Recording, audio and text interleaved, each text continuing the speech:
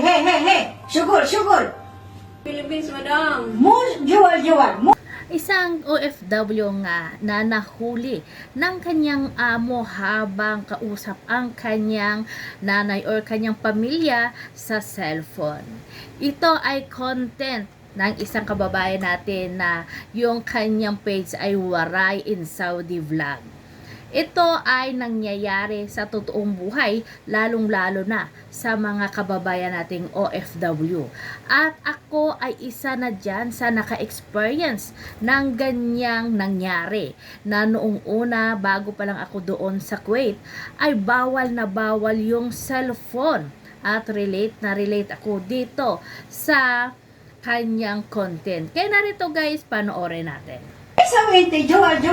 Just have a very important call in the Philippines, madam. Mo, juwal. Mo, juwal. Hindi sugol. Just now. No.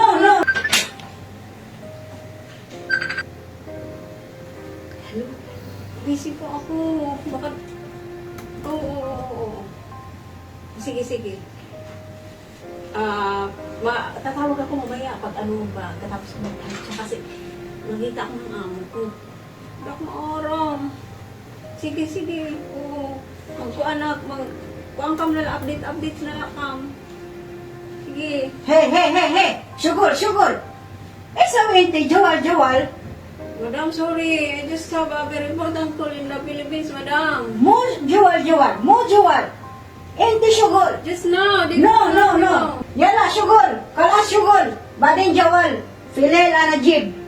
Madam, I have important call. No. What is emergency? No. Mo jawal. Anajib ratib inti. Badin jawal. Is muskila inti.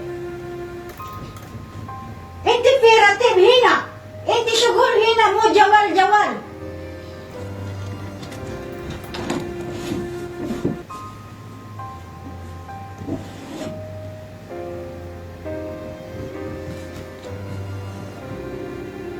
Hello? Ay, iyan ko. Kinuha kasi mga amo pa nila isip ko. Nakutan ako. Buti na lang manisip pa ako isa. Parang sa mga amo. Mag-advance sa kwarta. Yan, matakutak na yan. Hello? Wala internet? Wala na internet. So ayun guys, napanood natin, 'di ba? Napakaganda ng content ng Waray in Saudi Vlogs kung saan nga yung mga content nila ay hango talaga doon sa totoong nangyayari sa mga kapwa natin OFW. At gaya ng sabi ko, isang ako sa naka-experience dyan nung panahon na bago pa lang ako pumunta ng Kuwait kasi 14 years tayo nang nagtrabaho doon bilang OFW. Hindi naman natin masisisi yung ibang mga amo kasi minsan, gaya ng sa amin nga ay naranasan din nila na kapwa Pinay o Pinay yung katulong nila. Tapos may cellphone sila, maluwag sila pero yun nga ay may lalaki pala na pinapapasok sa bahay nila. Kaya na-experience ko doon na dumating ka doon na hindi ka man lang pwedeng mga musta sa pamilya mo, hindi ka pwedeng magsabi na andito na ako, nandito ako nakarating na sa Kuwait. Kasi nga naman bawal ang cellphone.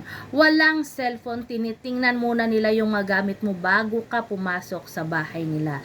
Pero yun nga, syempre, tuwing every month, pag nagsahod na, papatawagin ka, pero andyan yung amo mo nakabantay sa'yo. At 5 minutes lang ang pwede mong gamitin na minuto para makausap yung pamilya mo. Isang buwan, 5 minutes lang ang ibibigay sa'yo, diba?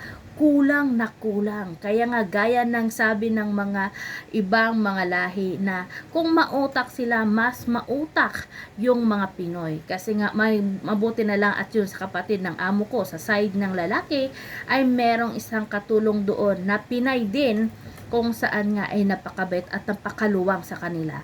Doon kami nagpabili ng cellphone. Biruin nyo guys, napakamahal ng SIM card doon.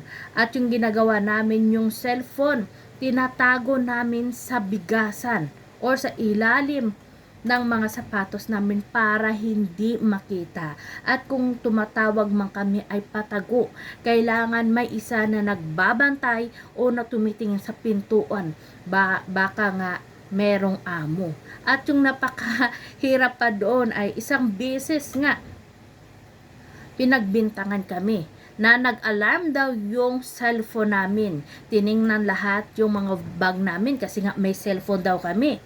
Pero ang hindi nila alam na yung pala ay alarm clock o orasan talaga na dala-dala namin palagi.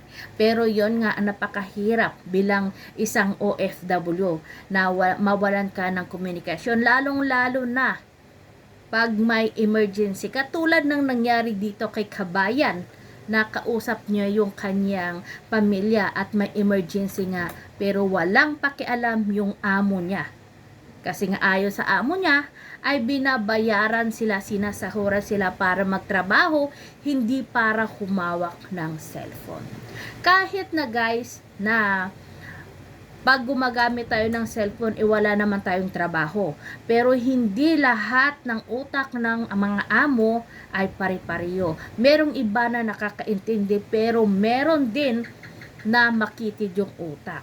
Totoo yan. Kasi naranasan ko yan at naranasan yan ng mga maraming OFW. Yun ang realidad bilang OFW. Na kahit kakapahinga mo lang, kakaupo mo lang, tapos mo na yung trabaho mo, kailangan mo rin mag-cellphone or makipagbalita sa pamilya mo. Pero once na makita ka ng amo mo, sabihin nila na wala ka daw ginagawa, kundi panay ang cellphone mo.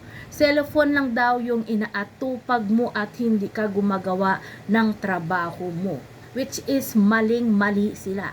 Kasi merong mga amo na gusto nila na nakita kanila nagkakandara pa sa trabaho. Mas gustuhin pa nila na patay-patay sa trabaho kahit wala silang pakialam kung kumain ka na kung hindi.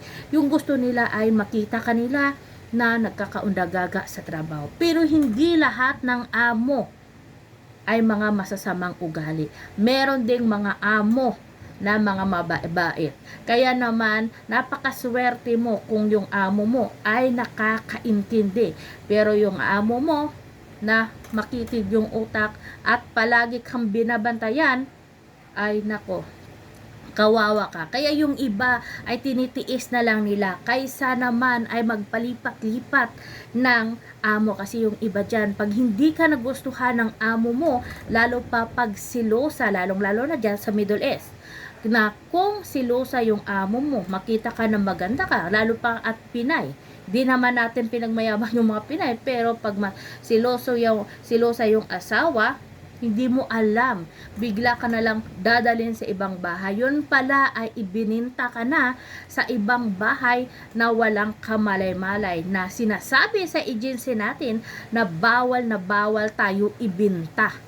Pero anong magagawa natin?